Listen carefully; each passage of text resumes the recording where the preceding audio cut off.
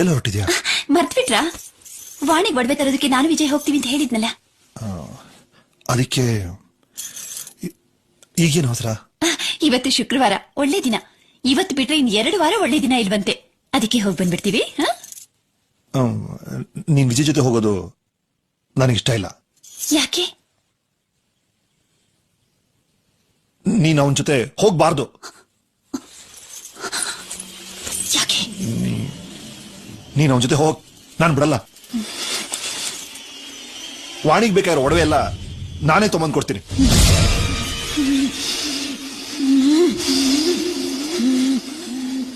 నన్ను వాడితో వెళ్ళడానికి వదలవా? ఒరే కుక్క, నీకెంత ధైర్యం ఉంటే వాడితో వెళ్ళొద్దని చెప్తావు? వచ్చే దుర్గాష్టమి రోజు నిన్ను